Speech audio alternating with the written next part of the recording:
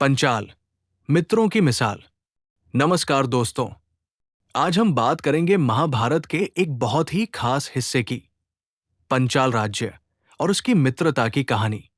एक ऐसी कहानी जो सिर्फ युद्ध की रणनीति नहीं, बल्कि रिश्तों, समझदारी और साथ मिलकर चलने की सीख भी देती है। तो चलिए, सबसे पहले जानते हैं मुख्य पात्रों से। पंचाल के राजा द्रुपद, उनके दो बहुत ही महत्वपूर्ण बच्चे, धृष्टद्युम्न और द्रौपदी, और साथ में हमारे प्यारे पांडव, जो उस समय अपने जीवन के सबसे मुश्किल दौर से गुजर रहे थे। द्रुपद एक शक्तिशाली और गर्वीले राजा थे। उनका और पांडवों का पुराना इतिहास था। एक समय वे मित्र थे, फिर दुश्मन, और फिर जीवन ने उन्हें एक बार फिर साथ लाने का रास्ता दिखाया। उस समय की बात है जब पांडव अपने वनवास के बाद पुनः अपने हक की लड़ाई के लिए तैयार हो रहे थे।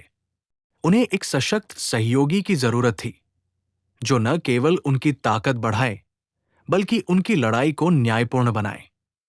यहां द्रुपद ने एक बड़ा फैसला लिया। उनकी बेटी द्रौपदी की शादी पांचों पांडवों से कराई गई। अब आप सोचेंगे, एक लड़की की शादी पांच भाइयों से, यह कोई आम बात नहीं थी। लेकिन महाभारत की दुनिया में यह शादी एक बड़ा राजनीतिक और रणनीतिक कदम था। इसे हम विवाह कूटनीति कह सकते हैं, जहां रिश्ते बनाते हैं सामरिक गठबंधन। द्रौपदी की शादी से पांडवों और पंचाल के बीच गहरा रिश्ता जुड़ा। यह रिश्ता केवल परिवार का नहीं था, बल्कि एक मजबूत राजनीतिक और सैन्य गठबंधन भी था। द्रुपद ने अपने बेटे धृष्टद्युम्न को भी पांडवों के लिए खास तौर पर प्रशिक्षित किया था। वे एक कुशल सेनापति थे। उन्होंने पांडवों को युद्ध की कला में न केवल सहयोग दिया, बल्कि नेतृत्व सिखाया। धृष्टद्युम्न की भूमिका बहुत अहम थी। वे द्रौपदी के भाई थे और एक तरह से पांडवों के लिए एक संरक्षक, एक गुरु और सेनापति बने। दोनों, द्रौपदी और धृष्टद्युम्न, पांडवों के लिए पंचाल की ओर से एक मजबूत पुल थे। अब सोचिए, जब दो अलग अलग राज्यों के लोग आपस में जुड़ते हैं, तो केवल शादी या युद्ध कौशल ही नहीं, बल्कि साझा मूल्य और विश्वास भी जरूरी होते हैं।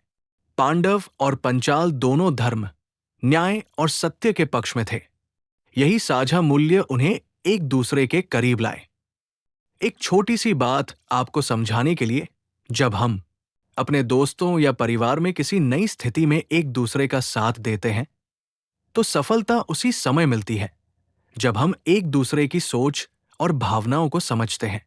ठीक वैसे ही पंचाल और पांडवों की मित्रता भी केवल जरूरत से नहीं, बल्कि एक दूसरे के आदर्शों और विश्वास से बनी थी। तो इस कहानी से हमें ये सीख मिलती है कि मजबूत गठबंधन सिर्फ ताकत से नहीं, बल्कि समझदारी, सम्मान और साझा विश्वास से बनते हैं। द्रुपद ने द्रौपदी और धृष्टद्युम्न के माध्यम से न केवल अपने राज्य की सुरक्षा की, बल्कि पांडवों के लिए एक ऐसा सहयोगी भी बनाया जो उनकी लड़ाई में आधार बन गया।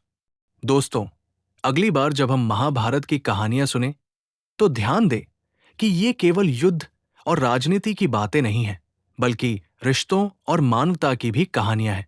यही था आज का हिस्सा, पंचाल, मित्रों की मिसाल। सुनने के लिए धन्यवाद। फिर मिलेंगे एक नई कहानी के साथ, एक नई सीख के साथ। तब तक के लिए खुश रहिए, सीखते रहिए। नमस्ते।